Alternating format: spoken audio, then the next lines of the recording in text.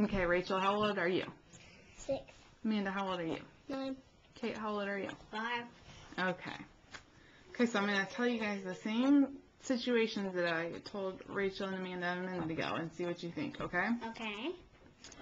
Okay, Ben was walking home from school one day, and he walked by the bank, and when he walked by the bank, he happened to notice that there was money sticking out of the ATM.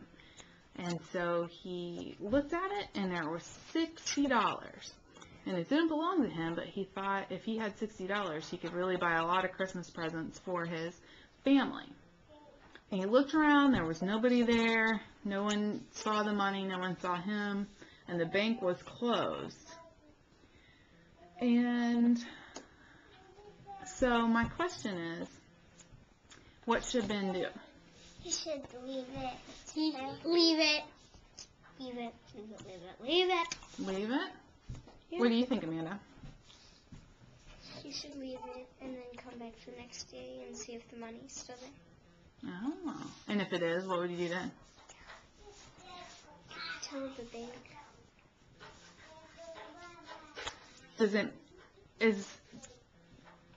When you do something wrong, is it still wrong if nobody sees you do it? Yeah. Okay. Who would be hurt if Ben kept the money? The people who had the money. Yeah. And who got to it. Yeah. Uh-huh. If Ben kept the money, would that be considered a lie? Yes. Yeah. Rachel. Okay. Let's see. Come on. I'm coming. Julie was in 6th grade, and her best friends were Wendy and Aaron. One day, Julia got to school, and Aaron was acting weird. When Julia said hi to her, she didn't respond. She just looked away and smiled at a group of girls in the corner of the classroom. It didn't take long for Julia to figure out that Aaron had turned most of the girls against her, but she didn't know why. The next day was even worse. No one wanted to hang out with her at recess, and she had to sit by herself at lunch. At the end of lunch, she went to the girls' bathroom. While she was there, a girl from her class came in and said that Aaron had sent her in and that Julia had to take off her shoes and send them back to Aaron or no one would talk to her at school tomorrow. Julia just wanted to go home. She didn't want to cry, but she was confused and hurt and scared. She just gave the girl her shoes. Now she was late for class and was in the bathroom with no shoes on. She headed to class and walked in quietly with her head down. Before she could go to her chair, her teacher asked her why she was late and where were her shoes. What should she do now? She should tell the teacher. Yeah, tell the teacher.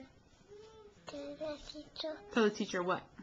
That the people were being mean to her and took her shoes. Yeah.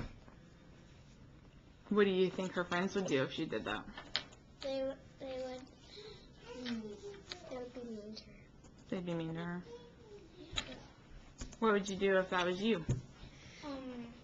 I would just tell the teacher. Yeah. Or the principal. Okay. During story time, Samantha continuously interrupts the teacher, talks to those around her, and gets up and walks around. Why shouldn't she do that? Because that's just rude. Yeah.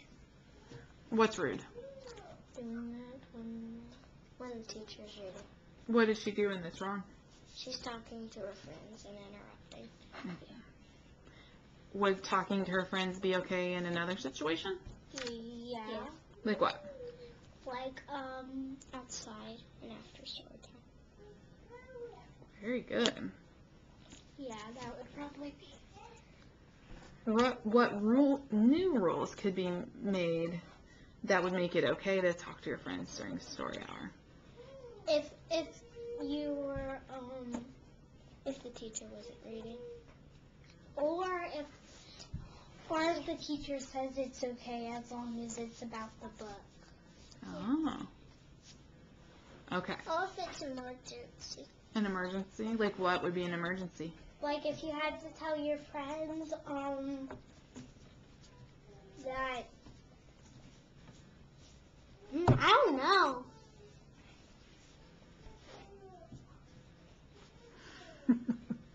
We're all silent here. You're all silent here? Okay, let's move on to the next one. Sarah wants to play in the bounce house, but there are already 3 children in it. The rule is that only 3 children are allowed in at a time. But no one seems to be paying any attention. The only bounce house worker is on the other side of the room talking to the parents. Should Sarah go in the bounce house? No. No. No. No. Please don't. No. What do you think, Rachel? No. Why not? Because it's too full. Wait, it would be too full. Yeah, and someone could get hurt. What do you think she should do? Wait her turn. Yeah. Wait her turn. Okay. What would happen if she broke the rules? She would get in trouble. Yeah. Or get hurt because there's so many people in there. She would get hurt or get in trouble. Yeah. What would you do if you were Sarah? I would just wait my turn. Yeah. Okay. What would you do if you were one of the other kids in the bounce house? I would get out so Sarah could go in. I would bounce a little bit, then get out. Yeah. I would bounce for 2 minutes, 3 minutes, 4 minutes, or 3, and then get out. I don't like that. I want to get to other things. That's what I do.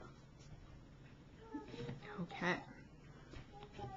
Would it be okay if there weren't any rules about how many kids could be in at one time? No. Somebody might get hurt. Somebody would get hurt, so no matter what the rules are, she still shouldn't get in? Yeah. What about if the rule was that 12 kids were allowed in at one time? Could she get in then? No. If there were already 12 people in then, she couldn't. What if there were still only 3 people in there? She could probably go in. She can go in then? If it wasn't the rule. Yeah. If it was 4 people, she would be able to go in, but not 3. Rachel, Nana, you're trying to block your sister here. Okay, we're all done.